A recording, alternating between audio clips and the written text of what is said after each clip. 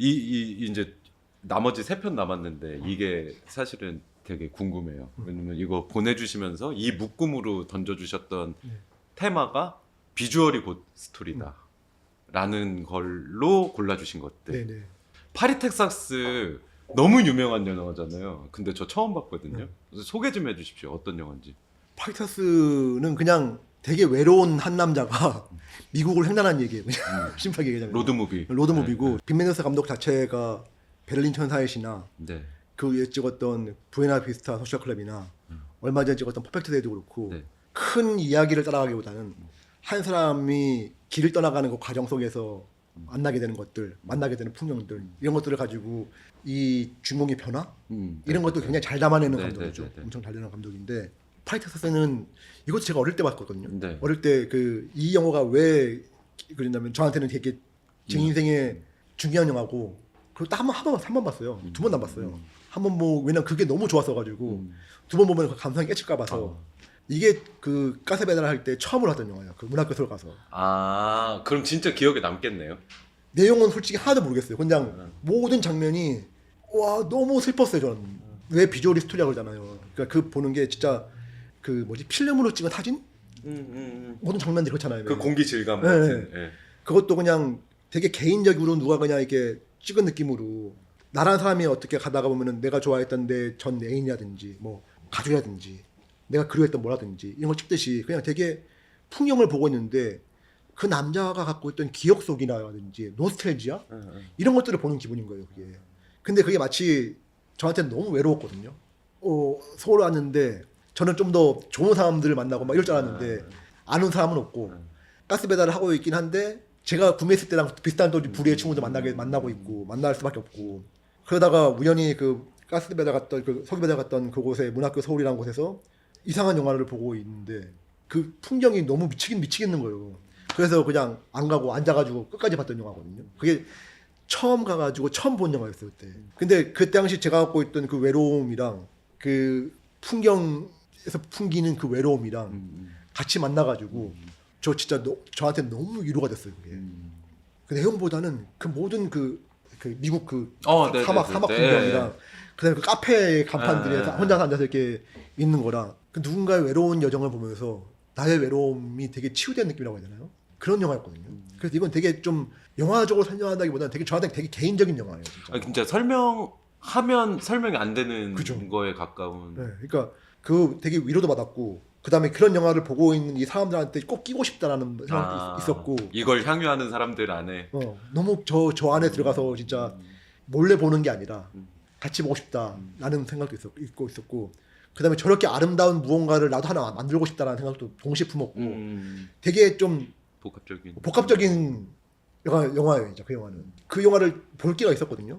수입사에서 이제 재개봉할 때 이거 같이 뭐 지부하자고 하는데 저는 절대 피하거든요. 이 영화는. 왜냐면 그때 제가 봤던 처음에 그 인상을 진짜로 계속 간직하고 싶어요. 이거는 내가 그때 느꼈던 그 위로 그다음 내가 그 위로 때문에 완전히 이렇게 터닝했던 그 계기 그다음에 그 영화가 풍겨내는 나한테 줬던 아우라들 이런 것들을 그냥 나만의 해석으로 남겨놓고 싶은 거 있잖아요. 왜.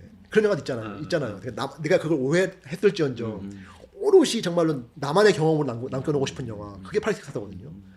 저 보면서 하늘 나오고 구름 나오고 초반에 땅 진짜 그 사막 나오는데 나오고 모자 쓴 이렇게 트럼프 모자 쓴 아저씨가 왜 예쁘지? 그죠? 왜 예쁘지? 그 사대주의인가? 아니면 그 공기 톤인가? 그냥 그림만 놓고 봤을 때 미쳤어요 진짜 그림이. 왜 예쁘지? 그리고 스타일도 엄청 좋아요. 그 진짜 잘 입어요 옷을. 전부 다. 네.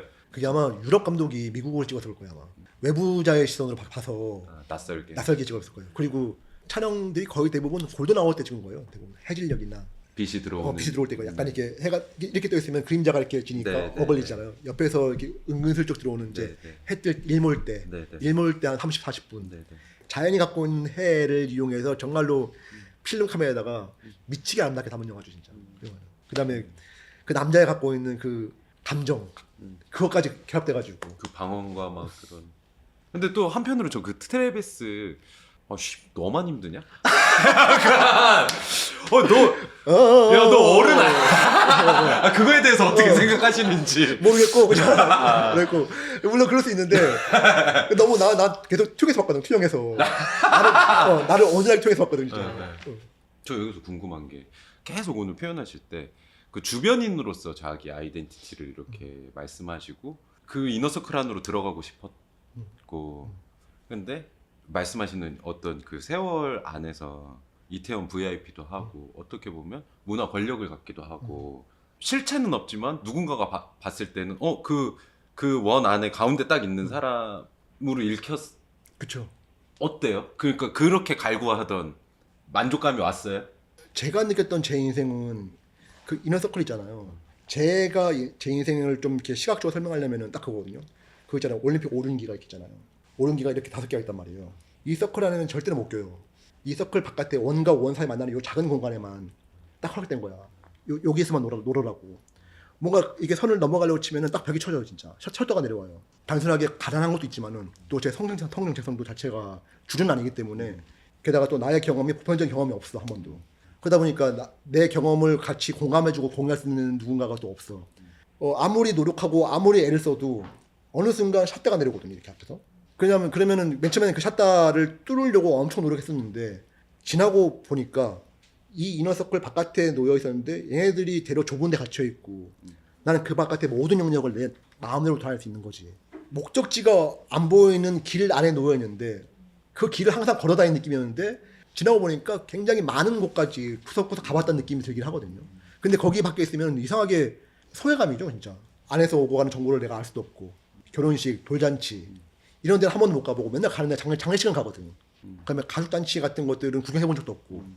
그러니까 뭔가 항상 이렇게 삶의 중심에 놓여 있는 것들에서는 끼지 못하는 거지. 근데 뭐 그거는 슬픈 거는 뭐 잠시였고 나머지 그럼 다 내 땅 이거. 그게 또 좀 이걸 뺀 만큼 그래 그러면 너 이렇게 놀아 나 여기서 놀게. 그리고 되게 다양한 시행착오를 겪을 수 있었던 거는 정말 큰 복이죠. 그런 소외감과 동시에 자유로움이 공존하는 것 같아요. 어제 영화 보면서 느낀 게 제가 느꼈을 때는 크게 세 부분이었는데 혼자 처음에 여행하고 그 다음 LA 들어가서 그 마을에 들어간 부분이 좀 답답하게 느껴졌는데 그게 어떻게 보면 그죠, 비슷한 이너서클에 하고 마지막에 이제 제가 제일 이해 안 되는 게 사랑하니까 난 떠난다. 사랑하니까 너를 사랑하니까 떠난다 하면서 왜? 약간 그랬는데 어떻게 보면 두 번째 기회가 온 건데 그거는 어른으로서 어떻게 보면 리더로서 해야 되는 역할도 있고 근데 결국에 인간의 자존이 더 중요했던 건가? 그렇죠. 저는 되게 비슷하게 그러니까 뭐 제 친구들 중에서는 뭐 되게 진짜 정말로 사회 정말 최하층이라는 친구들이 여전히 많거든요. 트랜스젠더 친구들도 있고 그 매춘하는 친구들이 있고 여전히 그다음에 뭐 병 걸려서 있죠. 그렇지 고생하는 친구들도 있고 있는데 아무리 사회 밑바닥에 있고 옆에서 막 누가 때리고 지랄 연병을 해도 결과적으로 사람들이 자살하는 이유가 뭐냐면은 내 삶의 주도권을 지키려고 하는 거거든요. 그런 사람들은 뭐 약해서 하는 게 아니라 정말로 자기 삶의 주도권을 지키는 유일한 방법이 내 스스로 내 인생을 끝내는 거거든요. 네. 그거가 되게 비슷하게 남들은 전혀 이해받지 못하는 결정을 하더라도 모든 사람들은 자기 삶의 주도권을 지키려고 노력하는 것 같아요. 어설프고 황당한 결정이더라도 자기 스스로 한 결정 자체가 중요하다는 거죠. 이게 그걸 지키는 게 그거가지고 내 인생 주도권을 지키는 거거든요. 저희 이제 부모님 세대가 저기 막 나와서 성적이 흔들고 막 이런 거 보고 저희 어머니도 그러신 분인데 이해가 안 가요. 솔직히 너무 화가 나고 있잖아. 미칠 것 같아요. 보고 있으면 이해가 안 가는데 결과론적으로 뭐냐면 그 사람들 남아 있는 유일한 주도권은 그거밖에 없거든요. 자식들한테 얘기해봤자 그냥 귀찮아만 하고 그 커뮤니티에 속해가지고 무언가 나라를 위해 하고 있다는 그 마음. 이 영화 보고 이야기 나누고 싶었던 게 어른이라는 키워드였는데 내가 싸질른 애들을 버리고 자기 와이프 매춘하게 하고 그거를 어른이라고 할 수 있을까? 그 가치 판단을 어떻게 해야 될까? 막 그런 것들이 굉장히 여쭤보고 싶었어요. 그러니까 이게 윤리적이나 어떤 걸로 보기 시작하면은 굉장히 나쁜 사람인 거죠. 무책임하고. 근데 우리가 밖에서 누군가를 구경하는 인생은 논리적이지만은 그렇죠. 내가 그 안에 있는 인생은 논리적이지 않단 말이죠. 어쨌든 내가 했던 경험이나 내가 자라온 환경 속에서 갇혀 있고 되게 개인적인 얘기인데 저희 어머니 같은 경우는 어쨌든 남편한테 학대를 당했던 여자고 제가 처음 기억나는 엄마에 대한 인사가 뭐냐면 웃거나 뭐 자애롭 이런 일반인 엄마가 아니라 어릴 때 기억 속의 엄마는 항상 그 하얀 가운에 피가 떡실되어 있고 막 얼굴이 막 피투성이 된 그런 새벽에 그렇게 되어 있는 엄마였는데 그 남편이라는 우리 아버지라는 사람은 항상 술 처먹고 그 남자의 술 때문에 그렇게 고생했던 그 여자가 다 늙어서 지금 알코올 중독이거든요. 그렇게 되는 걸 보고 있는데 단순히 우리 엄마기도 하지만은 되게 속상하기도 하지만은 그렇게 술 때문에 힘들어 고생했던 사람이 왜 스스로 술을 손에 대냐고. 근데 그거를 제가 좋다 나쁘다 판단할 수가 없는 거예요. 그 안에 있어 보니까. 그렇죠. 내가 감히 그 얘기를 할 수 있나? 왜냐면 그 사람이 겪었던 폭력 자체가 그걸 내가 가늠할 수가 없잖아. 지금 점점 저도 어릴 때는 전혀 탄 1도 이해가 안 가다가 이제 어머니가 이렇게 되고 이렇게 보고 그다음에 그 과거도 알고 하면서 그 사람의 맥락을 보잖아. 이제 이해는 아닌데 판단을 못 하겠는 거예요. 이게. 내가 뭐라고 판단을 해야 되지? 내가 또 뭐라고 또 이해까지 해야 되지? 내가 왜 남의 인생을 이해하려고 하는 거지? 라는 생각을 진짜 많이 하게 되거든요. 그래서 좀 복잡해. 마음이 되게 복잡해요. 그러니까 이게 이 사람에 대한 정보를 얻고 당연히 판단을 하게 되죠. 이 사람 좋은 사람, 나쁜 사람인지 가까이 하고 싶은 사람인지. 그 판단은 너무 자연스럽게 되긴 하는데 평가는 좀 덜하게 되는 것 같아요. 갈수록. 누가 보면 좋습니까? 이거는 우리 엄마 같은 사람들.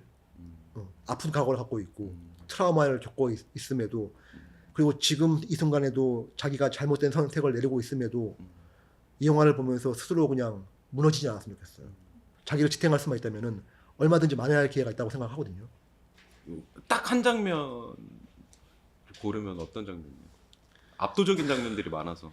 진짜 유명한 장면은 그 전화 받고 마지막에 그걸 진짜 사람을 이렇게 무너뜨리잖아요. 진짜 그 장면은 진짜 완전히 이렇게 무너지거든요. 근데 저는 그 오프닝 씬. 오프닝이 그냥 그게 다 했어요 진짜. 그 영화를 그냥 다 보여줬어요 정말로. 그 광활한 사막과 그 도로 좁은 도로를 거기를 걸어가는 빨간 모자 쓴 아저씨 그 허름한 사람이 털털 걸어가는 그 모습 그냥 그거가 저는 딱 한 장면 같아요 그 장면에. 이거 저 너무 공감하는 게 큐어도 초반에 말 안 하잖아요. 그 최면술사. 아 답답해 뒤지겠는데 이것도 진짜 말 안 하는데 저는 그거가 그러니까 비언어적 커뮤니케이션을 계속 했다고 보거든요. 그 걷고 그래서 답답하지 않게 느껴졌던 게 되게 신기했고 그림이 예뻤고. 그림이 진짜 예쁘잖아요 이거 진짜. 이거는 정말로 사진 좋아하는 사람도 봤으면 좋겠어. 사진 좋아하는 사람도. 모든 장면이 정말 사진이거든요 진짜. 패션 좋아하는 사람들도 보면 맞아요. 정말 영감 많이 받았거든요. 진짜 스타일링이 이제 문제작 한번 코야디스카시. 저는 사실 요번에 제목도 처음 들었어요. 설명해 주십시오. 무슨 영화인지. 이것도 진짜 제가 어릴 때 그 시기에 그 시기 좀 더 지나가지고 이때는 이제 좀 친해져가지고 한참 이제 소규모 영화제들 이런 비슷하게 그때는 지금처럼 저작권 인식이 많지 않을 때라 가지고 백판으로 구해가지고 틀었던 영화였거든요. 이 모든 사람들 중간부터 다 나왔어요. 이 영화를 한 번도 끝까지 본 사람 없을 거야 아마. 심지어 러닝타임이 1시간 20분인가밖에 안 돼요. 맞아. 근데 긴 영화가 아니에요. 너 무슨 4시간 동안 나왔으니까. 따지자면은 아방가르다는 영화긴 한데 일종의 현대적인 다큐멘터리 정보를 위해서 이미지를 쓰는 게 아니라 이미지 자체가 정보를 전달하는 느낌으로 한 방향을 트는 영화죠. 이 영화를 뭐라고 설명해? 그냥 한마디로 주구장창 그림만 나와요. 그 현대 음악가가 있는데 그 사람의 음악만 나오고 음악이 그냥 찰떡이던데. 네. 계속 그냥 음악만 나와요. 그러니까 1시간 20분짜리 모던 클래식 뮤직비디오라고 하면 될 것 같아요. 그냥.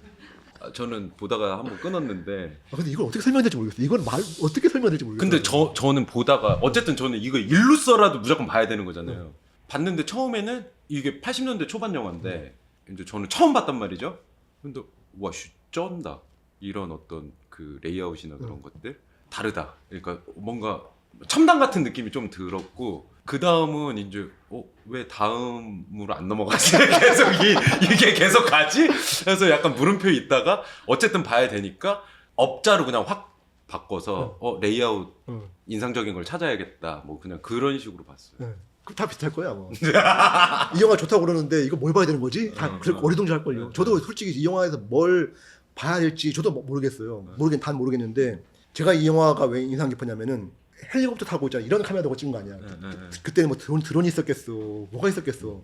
정말로 타 수작업으로 찍었던 영화들인데 80년대 그 시기 그 동시기에 현실적인 풍경을 굉장히 시네마틱하게 담았잖아요. 그거를. 저는 그냥 그 시간 자체가 정말로 뚝 잘라가지고 여기 딱 있다고 생각하거든요. 80년대 찍었던 당시에 그 시대의 사람들의 풍경 다른 비평가들은 뭐 이렇게 뭐 얘기할 때 뭐 현대 문명의 기계 문명에 대한 비판이다 어쩌는데 그건 개소린 거고 이 영화는 순전하게 정말 음악과 이미지만으로 그것도 연출된 이미지가 아니라 현실에 있는 이미지 네네. 그거를 촬영해가지고 음악을 붙여놓으면서 지금 우리가 살고 있는 현재의 풍경을 경험하게 해준다고 생각했어요. 근데 우리는 이제 시간이 지나가지고 우리는 이 영화를 보면서 80년대의 현실적인 풍경을 보면서 그 시대의 한 부분을 구경이 아니라 체험하게 해준다고 해야 되나? 책도 아니고 글도 아니고 순수하게 이미지와 글자만으로 완전히 체감하게 해주는 것 같아요. 저한테는. 이걸 어떻게 봤냐면은 우연하게 그 63빌딩에 아이맥스 관 생길 때 기억나요? 거기서 보면 죽이겠는데요. 거기서 봤어요 이거를. 근데 이거는 진짜 화면이 크면 클수록 보는 게 틀려요 진짜. 그래서 굳이 이거를 했던 건 뭐냐면은 좀 더 큰 화면에서 진짜 사람들이 보라고. 그리고 좀 더 좋은 사운드에서 보게 되면은 테크노 파티 같은 데 가면은 약간 트랜스 되는 기분으로 약간 명상하는 기분으로 정신이 그냥 쑥 나가는 기분으로 보고 재미없으면 나와도 돼요. 제가 지금 시점에서 지금 나 다시 보잖아요. 그러면 어떤 느꼈냐면은 그때 당시에 사람이 사람 손으로 모든 걸 찍었던 이것들에 대한 일종의 수작업에 대한 경이로움 같은 것들이 좀 있어요. 와, 이 장면을 어떻게 헬기를 타고 찍었지? 압도하는 어떤 네. 이 영화는 정말 순수하게 촬영 감독들이었으면 좋겠어요. 뒤에 남아있는 더폴도 비슷하지만은 지금 우리가 흔히 쓰고 있는 디지털의 도움을 받고 손쉽게 모든 걸 담을 수 있게 하지만은 공예하듯이 영화를 찍게 되면은 어떨까? 라는 해답이 저는 이 영화 같거든요. 이거는 영화라기보다 일종의 수공예품 같은 느낌이 좀 있어요. 그 다음에 전체를 보여주는 게 아니라 기계가 돌아가는 한 부분만 계속 반복시켜서 보여준다든지 사람들이 그냥 도시 속에서 그냥 하나의 점처럼 계속 흘러가는 걸 보여준다든지 지금까지 저희가 나왔던 이야기와 다르게 이거는 아예 동떨어진 얘기야. 인간을 되게 비인간적인 모습으로 보여주면서 인간을 느끼게 하거든요. 진짜 현실을 찍어서 초현실을 만들어버리는 맞아요. 약간. 그리고 인간을 정말 하나의 부품이나 하나의 그냥 구성 요소로만 이렇게 놓고 찍어가지고 인간이란 뭐지? 앞에 같은 인간이 갖고 있는 불안정성, 그 정말 인간이 갖고 있는 어쨌든 충동적인 어떤 것들을 다뤘던 이 영화라면은 이거는 되게 냉정하거든요. 인간을 바라보는 관점 자체도 그렇고, 그러니까 인간을 그냥 사회를 구성하고 있는 점이에요, 그냥 여기 나오는 인간들 전부 다. 이 사람들이 무슨 고민을 하고 있는지 전혀 설명되지 않잖아요. 그냥 풍경이죠, 풍경. 그냥 근데 비슷한 맥락이라고 봐요. 그러니까 어떤 영화들은 인간의 내면 속을 깊이 들어가가지고 사람이 갖고 있는 어떤 거를 고민하게 한다면은 어떤 영화들은 인간에서 최대한 저 멀리 떨어져가지고 인간을 보게 하는 것도 맞다고 생각하거든요. 이 영화는 보고 있으면은 나라는 개인이 사라지고 집단속에 속한 하나의 구성요로서의 인간이라는 거, 그 다음에 그걸 이루고는 사회라는 거, 그것들이 품고 있는 어쨌든 이미지적인 인상들 이런 것들을 되게 잘 표현한다는 영화라고 생각을 하거든요. 저가 이 영화를 좀 자주 보는 편인데 시나리오 쓰거나 인서트 찍을 때 몽타 주신 같은 것도 있잖아요. 그런 것도 되게 도움 많이 돼요. 어떤 것들을 막 치열하게 막 스토리가 달려가다가 갑자기 뻥 하고 나와가지고 예를 들면은 그 에스파의 위플래시나 뭐 슈퍼노바에 가다가 갑자기 뚝 하다가 비트가 뚝 떨어지는 것처럼 그런 방식으로 활용하기 되게 좋은 영화거든요. 그런 이 현대 영화에서 이런 장면들 하나씩 넣기 시작하면은 완전 다른 분위기가 딱 전환되거든요. 그래서 약간 영화 공부할 때 약간 참조 많이 하려고 촬영 자체가 레퍼런스예요, 진짜. 이 촬영들은 장면들을 하나씩 그냥 레퍼런스 보자면은 진짜 촬영하는 사람들이나 이미지를 만드는 사람한테는 이보다 좋은 레퍼런스는 없어요. 영화계의 핀터레스트 같은.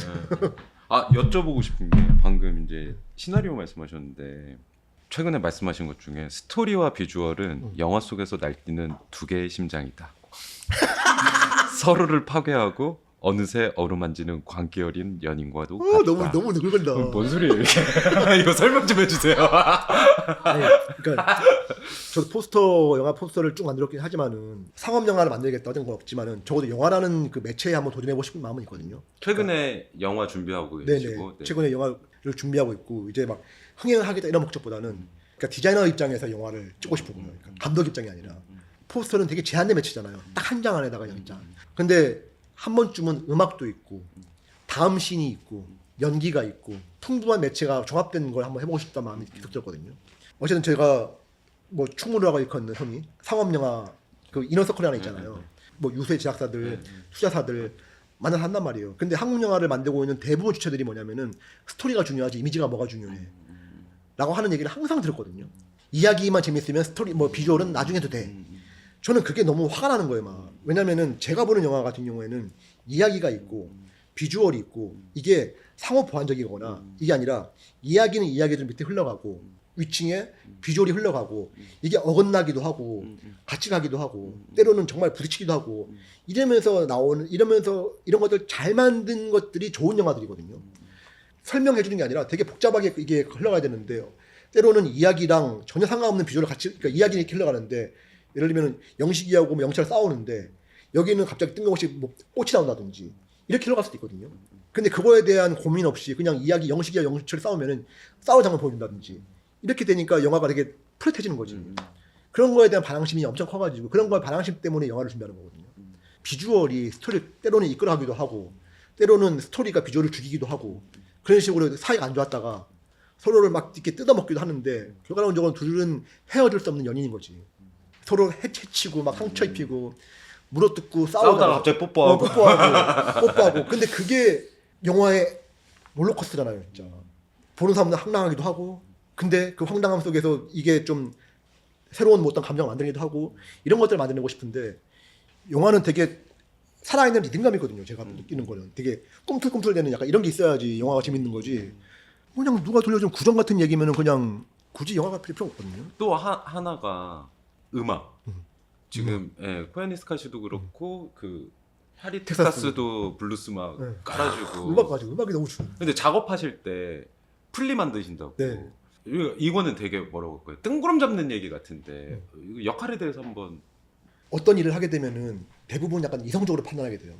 파악하게 되고 분석하게 되고 그다음에 이것들이 지금 뭐가 필요하지? 지금 전반적인 확정 상황들이나 어떻지? 왜냐면 다른 것들은 쉽게 얘기해가지고 뭐 아주 쉬운 예로 하얼빈 나왔을 때는 하얼빈이 어두운 영화니까 나는 빨간색 써야지 이런 것처럼 어떻게든 이렇게 분석하게 되거든요. 네네. 그게 되게 이성적인 판단에 좌우하게 되는 경우가 많단 말이에요. 근데 이걸 만드는 경우에는 아까 얘기했다시피 단순하게 스토리를 녹이는 게 아니잖아요. 포스터는 그 영화가 갖고 있는 정서를 동시에 녹여야 되는데 뭐 검은 수녀자 같은 경우에는 주인 갖고 있는 약간 쓸쓸한 정서 같은 걸 녹여야 되니까 어떤 색깔을 써야 될지 판단할 때 이게 그렇게 이성적 판단이 되면은 풍부해지지가 않는 거야 포스터가. 근데 음악은 나를 계속 감정적이게 만들어주거든요. 네. 이 영화에 어울리는 음악을 찾아가지고 듣다 보면은 이 영화가 갖고 있는 어떤 감정적인 부분이나 감성적인 부분 같은 것들 놓치지 않게 되니까 들어가야 될 거 하나 빼버리고 굳이 나사를 풀어버리는 거예요? 굳이 안 넣어도 될 거 그냥 하나 내가 나한테 젖어가지고 내 감상이 젖어가지고 좀 취해야 돼요? 음악을 들으면서 좀 취해가지고 내가 마치 그 주인공이 돼가지고 그냥 툭하니 막 갑자기 이 사람 너무 이 인물 너무 불쌍해. 불쌍하니까 막 정말 이거는 좀 내가 이 이펙트를 좀 이상하게 좀 이렇게 아련하게 쓰고 막 이렇게 나 혼자 젖어가지고 쓰게 되는 것들은 나중에 잘 어울리거든요. 화학적으로. 이 기계적으로 잘 조합된 것들은 너무 딱딱 맞아떨어진 것들은 나중에 되니까 내가 보기에는 촌스러워지는 것 같더라고. 뭔가 하나가 비어있고 뭔가 하나가 좀 젖어 있는 것들을 지금 좀 오래가고 이미지가. 그냥 심플한 것 같아요. 사람들은 눈으로 결과물을 보지만은 그걸 판단할 때는 머리로 판단하지 않는 거지. 내 감정 상태 같이 판단하기 때문에 기왕이면은 내가 감정을 드러낸 거에서 주저하지 않게 되는 거죠. 그러니까 내 감정을 오픈한. 드러내기가 쉽지 않거든. 결과물에다가. 근데 음악을 듣다 보면은 그냥 특히 새벽에 이제 딱 듣고 딱 이렇게 소주 몇 잔 때리고 이렇게 딱 하다 보면 그러고 처음에 아침에 보면 어우 징그러워 이렇게 그러는데 그거 어떻게 이겨내요? 하고 그냥 샌다 하는 거예요? 나중에 지났을 때 그게 훨씬 더 좀 매력이 있더라고요. 이미지가. 저희는 포스터가 단순하게 한 해 소비되는 게 아니라 광해도 10년 전 영화거든요. 영화 포스터는 진짜 시간하고 또 싸워야 돼요. 또 이게 그 후에 또 시간하고 그런 걸 항상 고민했었거든요. 엄청. 왜냐면 왜 1년만 지나면 촌스러워질까?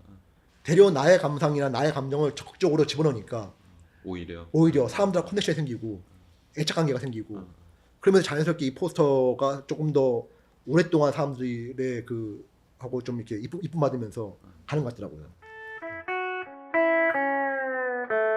네. 마지막 영화. 네. 그래서 실제로 작업하신 영화 더폴. 네네. 디렉터스 컷. 네네. 설명 좀 해주십시오. 어떤 영화인지. 타셈신이라는 옛날에 한참 이제 막 정말 잘 나갔던 CF 감독님이 만든 영화인데 이게 두 번째 영화인가 그럴 거야 아마. 1920년대 이제 무성 영화 시절에 그 스턴트맨이 떨어졌나? 다쳤나? 그래 병원에 가가지고 이제 자기가 꿈꿔왔던 걸 못하니까 죽으려고 그 꼬마애를 꼬셔가지고 그 꼬마애가 몰핀을 가져온 대신 이야기를 지어서 들려주죠. 그래서 아이가 이야기를 듣고 상상한 장면들을 굉장히 어마어마한 스펙타클 안에 담아낸 영화죠. 그래서 저는 이게 제가 생각하는 가장 이상적인 비주얼과 스토리의 조합이라 생각을 하거든요. 스펙타클을 굉장히 과도하게 가져가게 대신 스토리는 그냥 심플하게 가져가는 그런 방식으로 굉장히 적절하게 잘 썼거든요. 그 균형감. 균형감. 네, 네, 네. 다 떠나가지고 지금 우리가 볼 수 없는 CG가 들어가지 않은 다 실제로 촬영했어요. 다 실제 촬영한 호아니 스카시 같은 경우는 되게 불친절한 수공예품이라면 이거는 정말로 아주 이쁘장하게 잘 만든 수공예품. 진짜 예쁘다 이렇게 되잖아요. 진짜 보고 있는 내내 그냥 되게 그냥 황홀해진 영화죠. 황홀해지고 근데 그 단순하게 그게 시각적인 쾌감만 있냐? 어린아이가 주는 그 순수함에서 오는 그 약간 감동도 좀 있고 아이와 다친 스턴트맨 간의 관계에서 오는 쌍망구원에 대한 그런 것도 있고 이 사람이 이 감독이 진행했던 로켓의 모든 씬을 보는 것만 해도 가치를 하는 영화. 그 너무 순수하죠. 이야기도 순수한데 감독이 영화를 찍은 방식도 너무 순수하잖아요, 진짜. 그 영화 준비하신다고 그리고 그거의 어떤 동기에 이야기와 비주얼의 어떤 균형감? 네네. 그때 이거는 적절한? 제가 지향하는 점은 아닌데 영화를 어떻게 찍어야겠다라는 태도를 가르쳐준 영화긴 하거든요. 근데 저는 한 번도 감독에 대한 정체성보다는 그러니까 지금 그러니까 디자이너 정체성이 더 강한 것 같아요. 그러니까 내가 했던 방법 그대로 이 영화에 접목시키고 싶은 거거든요. 시각적인 쾌감이 분명하고 그다음 제가 하고 싶었던 제 경험을 녹여내고 이런 것들 같이 버무러진 영화를 만들고 싶거든요. 이미지가 먼저 생각나가지고 그 이미지를 이야기를 만들어낼 수 있어라는 일종의 약간 좀 오기심 같은 경우 이 영화 똑같다고 하더라고요. 장면이 떠올랐고 장면을 이야기하기 만든다. 위해서 만들었다고 그러고 되게 저한테는 되게 좋은 롤모델이고 이 영화 자체가 탁 떠나가지고 맨날 그 쉬운 길만 가려고 하는 저의 마음 속에 일종 약간 좀 선생님 같은 그런 느낌이 있어요. 이 영화도 결국에는 영화를 참여하잖아요. 그렇죠. 이야기 자체가. 영화의 매력이 뭘까요? 되게 쌍스럽게 얘기하자면은 있어 보이잖아요, 영화는. 저도 어차피 그 시네마테크 출신이기 때문에 영화에 대해서 다른 저기 매체보다 훨씬 더 과대하게 추앙하고 있고 영화라는 것을. 영화라는 것을. 그러니까 당연하게 영화 감독까지 하고 싶겠죠. 그다음에 영화를 너무 아끼고 좋아하고 저한테는 영화라는 게 좀 그것의 동경. 제가 현실로 이뤄낸 제 동경이에요. 어릴 때 봤던 이제 감독님들 누가 말해도 자존심을 굽히지 않고 자기 갖고 있는 것들을 딱 유지하면서 타협하지 않고 하면서도 사람들을 설득낼 수 있는 그런 것들이 종합적으로 얽혀져가 저한테 영화는 되게 그냥 멋있음이거든요. 그래서 영화를 좋아하는 거고요. 그다음에 영화를 진짜 높게 쳐주는 거는 뭐냐면은 할 수 있는 요소들이 너무 많아요. 그러니까 음악과 종합적으로 이렇게 배합할 수 있는 재료들이 너무 많은 거예요. 근데 그것들을 조금 더 시간을 가지고 찬찬히 내 개인이 갖고 있는 예술적 비전을 녹여가면서 할 수 있는 게 영화라고 생각을 하거든요. 드라마는 시간이나 여러 가지 제약 때문에 좀 쫓기는 부분이 좀 있고 물론 브레이킹 배드는 거의 영화를 넘어가는 걸작이긴 하지만은 근데 영화는 적어도 감독이 갖고 있는 어쨌든 예술적인 비전을 그래도 조금은 존중해주는 매체. 저는 제가 만들어낸 이미지와 제가 만든 스토리에다가 제가 만든 어떤 음악과 같이 뒤섞여가지고 사람들이 제가 갖고 있는 의도를 구경하는 게 아니라 그 사람들한테 가서 닿았으면 좋겠어요. 그냥 내가 동경했던 것처럼 내가 동경의 대상을 만들고 싶어 진짜. 형들이 구로사와 기요시에 미쳤던 것처럼 지금 사람들이 박신이라는 사람들이 미쳤으면 좋겠어요. 진짜 열광하고. 뭐 남의 평가 의식 안 한다고 하는 제일 의식하고 있는. 네, 근데 영화는 그냥 그런 거 같아요. 되게 저한테는 멋있는 거예요. 멋있는 거. 근데 그 멋있는 거를 하고 싶어요. 멋있게. 제가 만났던 모든 사람들이 멋있었고 그다음에 지금 뭐 옛날에 영화 하다가 의상 준비하던 시장님들 의상 그만두고 시골 가서 트럭 몰면서 커피 팔고 밥차 하고 푸드트럭 해도 되게 멋있게 살아요. 저한테 고정관념 할지 모르겠는데 그런 거 같아요. 진짜 솔직하게 정말로. 언제 볼 수 있어요? 근데 영화가 족 같은 점이 영화의 나쁜 점이 기약할 수 없다는 거예요. 진짜. 지금 목표는요. 단편은 올해 찍어가지고 내년에 나오는 공개하는 거.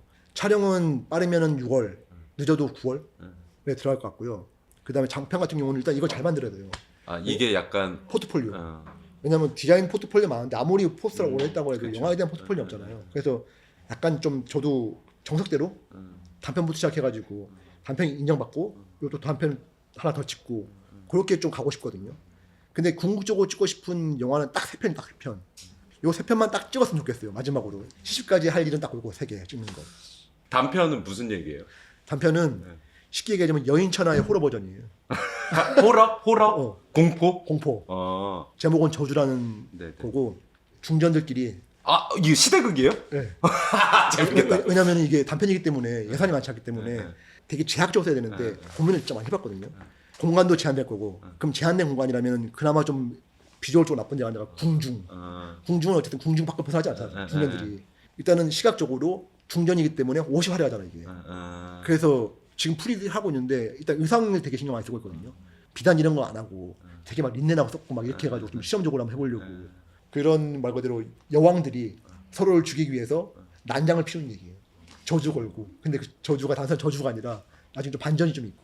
단편이라 함은 어느 정도 분량이 되는 거 달라지겠어요? 우리 사장님은 무조건 10분 안에 끝내라고 그러는데 아 그럼 힘들겠다. 네, 저는 20분까지 보고 있고. 왜냐면 지금 이게 단편이 단순하게 단편만 끝나는 게 아니라 이게 장편의 오프닝 같은 느낌을 찍어야 되는 거거든요. 저한테는. 아, 얘기 자체도 이어지는 거예요? 네, 쭉 이어지는 거예요. 아 약간 티징 개념인 거예요? 되게 긴 얘기인데 단편을 따로 준비하는 것보다는 따로 써가지고 준비하는 것보다는 어차피 내가 찍고 싶은 영화가 딱 3개 있다고 하잖아요. 그 3개를 단편화해가지고 한 장면을 딱 떼와가지고 가장 이야기 완결 약간 프리퀄 느낌? 그게 20년 동안 일을 하다가 자연스럽게 생긴 거예요? 동기가? 새 오기. 편을 만들어야겠다. 오기도 동기잖아요. 네, 그죠. 그냥 일단 오기가 맨 처음에는 들었고 그 다음에 일종의 제 스스로에 대한 자신감도 생겼고 얘네들이 기존에 봤던 이야기는 아닐 걸? 이런 약간 자신감 있는 얘기거든요. 그걸 그리고 이야기를 꽤 오랫동안 굴려왔고 영화 포스터를 우연한 기회에 시작해가지고 쭉 하긴 했지만은 그렇게 내가 따로따로 배웠던 것들 따로따로 이렇게 일하면서 내 마음대로 쌓아왔던 것들 이거를 잘 엮어보고 싶은 거죠. 이렇게 되게 소공예적으로 잘 내가 하나하나 엮어가지고 굉장히 완성도가 뛰어난 하나의 무형의 작품을 남기고 싶다 라는 마음이 큰 거죠. 진짜 그게 마스터피스가 될 수도 있고 뭐가 될 수도 있지만 저한테는 진짜 저도 물론 CG를 안 쓰지 않겠지만은 적어도 저만의 소공예품 만들고 싶은 거죠. 저만의 제가 할 수 있는 제가 기술이나 테크닉에 의존하지 않고 제 손을 갈아가지고 제 발을 갈아가지고 만들어내는 그런 걸 하고 싶은 거죠. 근데 CG 잘하시잖아요. 그죠. 그거 안 쓰긴 아까운데. 그러니까 거의 CG는 정말 CG 티 안 나게 하는 건 정말 어려워요.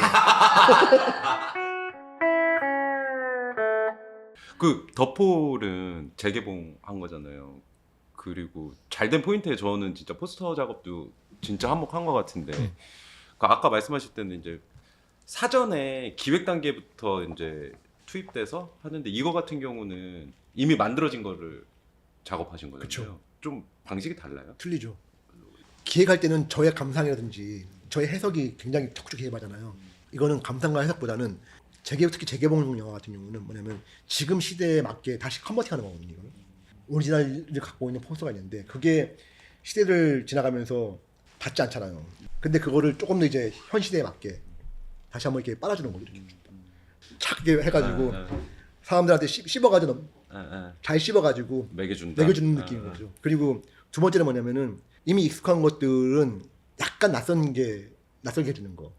재개봉 영화가 어려운 거면 사람들한테 갖고 있는 명확한 이미지들이 있어요. 인식이 있기 때문에 그 인식을 너무 벗어나지 않으면서 약간 낯설게 이렇게 비틀어주는 거. 그 다음에 시대에 맞게 이렇게 만나게 해주는 거. 그런 게 제일 중요하죠. 그래서 더폴도 사실상 크게 뭐 틀리진 않아요. 보면 쓰였던 이미지들이 다 비슷하고 옛날에는 굉장히 복잡하게 만들었다면 지금 되게 심플하게 그냥 시원하게 그냥 유행이 지난 무언가의 시대이기 때문에 그런 양식들은 오리지널의 그 표현들은 그쵸. 이미 시대가 이렇게 그러니까 먼 과거는 파이텍스나 마찬가지고 먼 과거들은 노스탈지아 때문에 클래식으로 읽히는 다시 보이는데 얼마 지나지 않은 과거들은 그냥 촌스러운 게 돼버린 거거든. 그게 또 시간이 묵어야지 다시 오는 건데. 그 도폴 같은 경우는 이제 2010년대 2000 이제 초반에 영화이기 때문에 촌스러운 무언가의 영역 인식이 남아 있거든요. 이게 또 한 10년 지나면은 이제 그때 스타일들이 다시 그냥 좋아질 건데. 그리고 독립영화 같은 경우는 제일 중요한 건 뭐냐면은 독립영화 같은 경우는 사람들이 단순하게 영화를 본다기보다는 그 경험을 소유하고 싶어해요.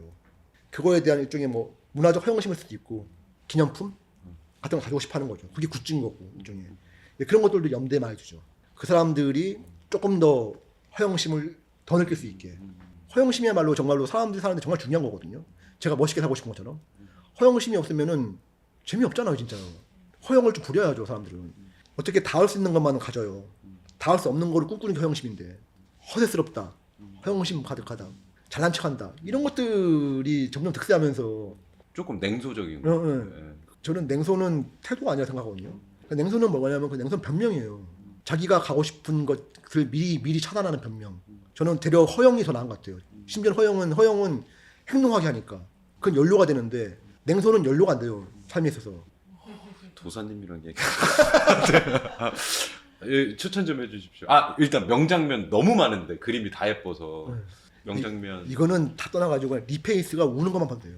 눈물 젖은 잘생긴 남자가 단추 몇 개 풀어놓고 막 그 병약한 그 미소년 같은 남자가 제가 상상하지 않은 장면이 나왔어요. 난 막 사막에 막 그거를 상상했는데. 물론 그것도 하고하지만은 제가 만약에 관객들 헐떡한다면은 다 필요 없고 병약 미소년의 끝판왕 같은 느낌을 주는 그거만 보셔야 됩니다 진짜. 뽕을 뽑습니다. 알겠습니다. 그러면 어떤 분들이 오면 잘 즐길 것 같다. 이거는 지금 충분히 지금 한국의 젊은 여성 관객분들이 충분히 사랑해주고 있고 잘하고 있기 때문에 진짜 저는 이거를 조금 나이 드신 분들이 좀 봤으면 좋겠어요. 정말로 옛날 방식으로 영화이기 때문에 향수를 불러킨 영화거든요. 그다음에 복잡하지 않고 내용 자체가. 그다음에 그 CG가 아니라 자연 풍경 자체를 이렇게 구경하는 재미도 있고. 그래서 저는 좀 40, 50대, 60대 관객들 이미 봐야 될 사람들은 보고 있어요. 너무 잘 돼서. 네, 진짜 너무 기대 이상을 했죠. 진짜. 기대 이상으로. 이런 케이스 잘 없어요. 보통 독립영화 같은 경우는 마의 만명이거든요. 그러니까 만명이 기준이에요? 마의 1만이라고 1만이 넘거나 못하거나.